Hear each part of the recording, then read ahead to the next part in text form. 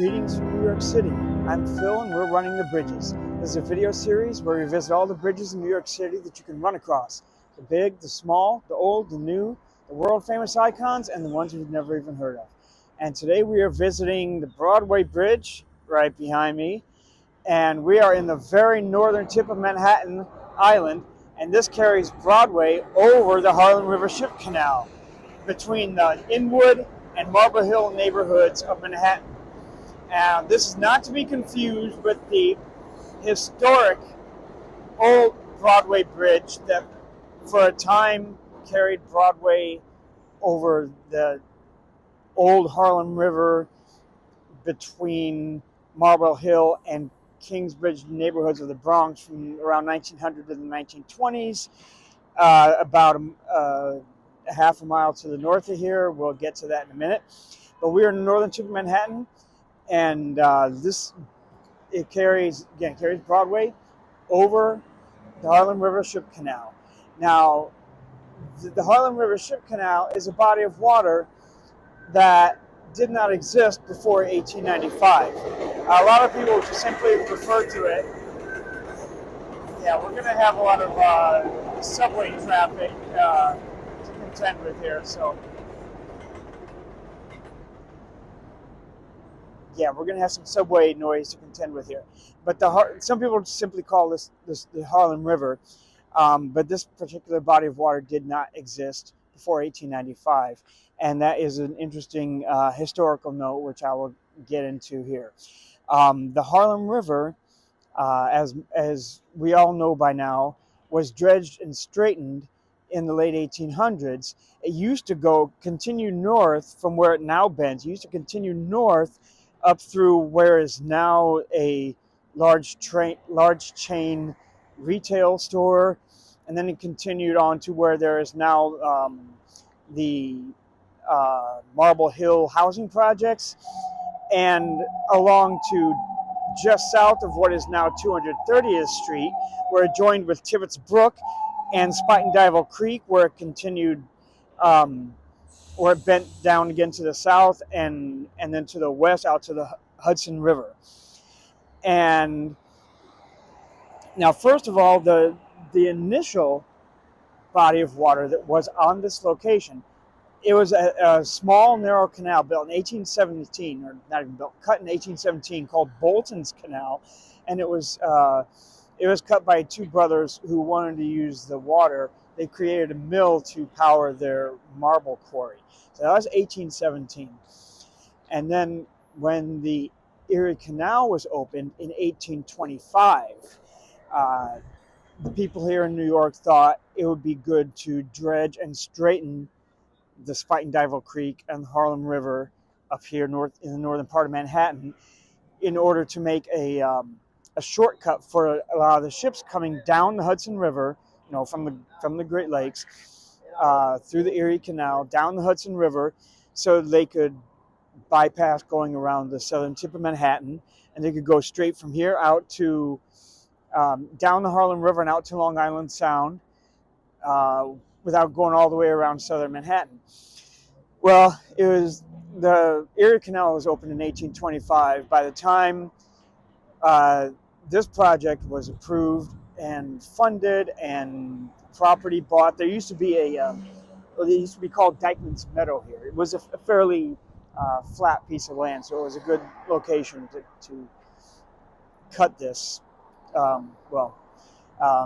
Environmental aspects aside, it was engineering-wise, it was a good location to cut this canal. But by the time it was approved and construction started, it wasn't until 1888.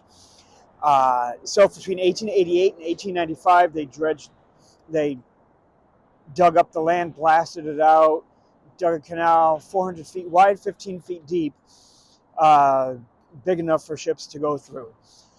And so that was opened in 1895. 1895, the first bridge on this location was also opened. It was built from 1893 to 1895. And it was a swing bridge. It means a drawbridge that rotates on a central pivot, on a central axis. That was opened in 1895. That was not here for very long because the subway, the IRT subway, which is currently the 1 train, was extended up here in 1906. And the first bridge did not have capability of handling subway tracks. Now the subway is elevated north of Dyckman Street here. So this is an elevated line area. So they took that first bridge, they actually floated that downstream to 207th Street and made that the University Heights Bridge, which we covered in our very first video.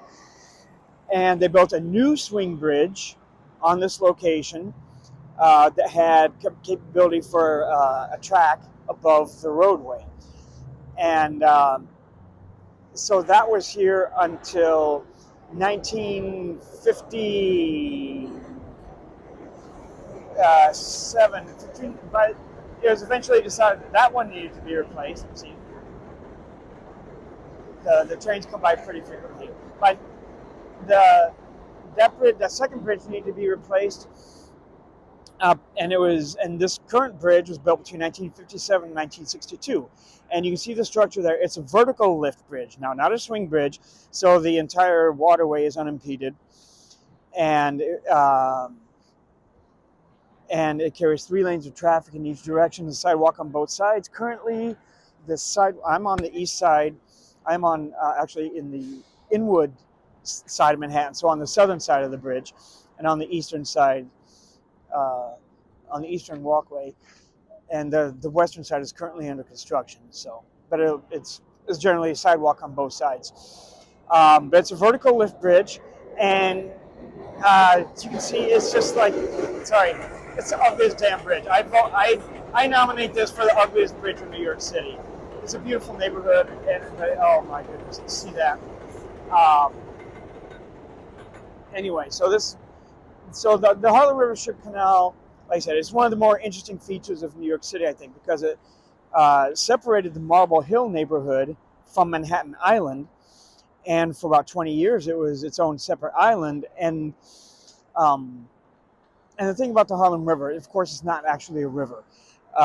It's just a body of water that separates an island from the mainland. It's actually, it doesn't have a source and flow down from its source to where it opens into a harbor or a bay. There's no one-directional flow. It's actually really just an extension of New York Harbor itself, East River and Harlem River. Because naturally, originally, when it bent around around Marble Hill, around the northern end of Manhattan, originally it became very narrow and shallow. It was not suitable for any kind of shipping, and in fact, the native Lenape people called it the wading place, W-A-D-I-N-G, because in low tide you could easily just wade across it, and that's why they had to build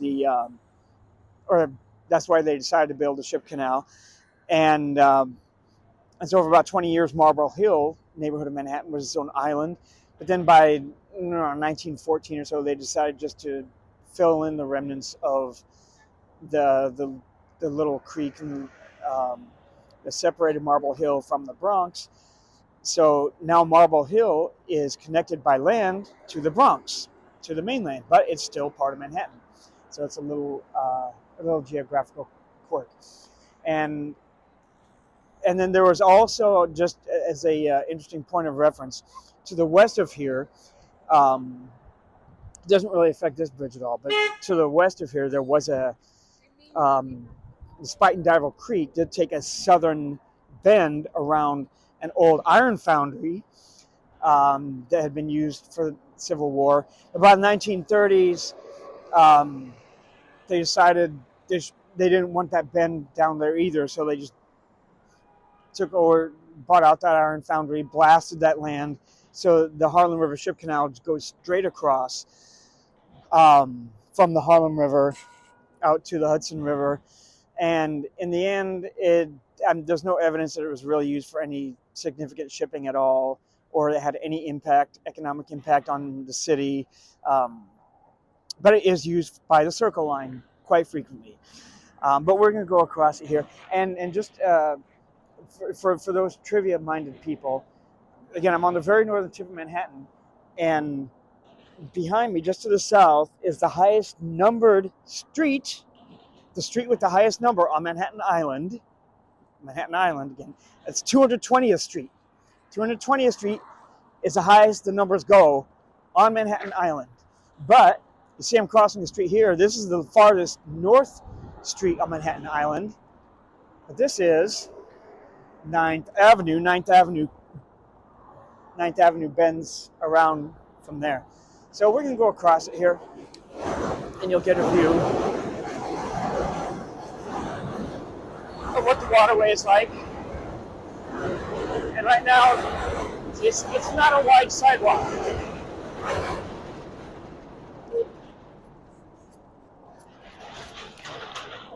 It's a pretty narrow sidewalk. And now there's only one, it does get fairly crowded. And so there is the view to the east, and you can see how the river bends around to the south. See, so originally, you see that that retail store there. That's like that was the original course of the Harlem River. And then we can't get on that other sidewalk, so you can't see the view to the west. But if you were on that side, you could see the view of Inwood Hill Park, the Henry Hudson Bridge, and the Hudson River itself is not far. So for runners, it's great access to Inwood Hill Park. About a mile and a half or so north of here is the southern entrance of Van Cortlandt Park, which of course is one of the greatest parks anywhere. So here's another view of the river. Train tracks go there. And so there's, the train tracks. There's a Metro North station. Marble Hill Metro North station is right there at the on the western side of the bridge. There's the 225th Street subway station is right here at this location. And so the Harlem River Ship Canal that was cut basically were about 222nd, 223rd Street used to be. I'm not sure if those are actually built, but basically here's the subway station right up there. And we're coming down to 225th Street, which is a big commercial. I mean, this whole stretch of Broadway is lots of small businesses. 225th Street is a big cross street. Like I said, there's retail outlets down there, about a mile and a half north to Van Cortlandt Park. And again, access to the 1 train, access to Metro North. It's just a great place. But we are still, even though we've crossed onto the mainland, we are still in Manhattan.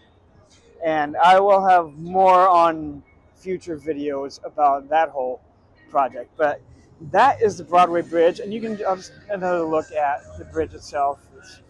Like I said, I've never, there's no real evidence that it was used for any significant shipping. I've seen it in the open position once. I'm not sure. I didn't see what it was used for, what kind of ship or barge was going through there. It was just being lowered as I was coming up to it. But other than that, I've never seen it raised or open. But in any case, that is a look at the Broadway Bridge.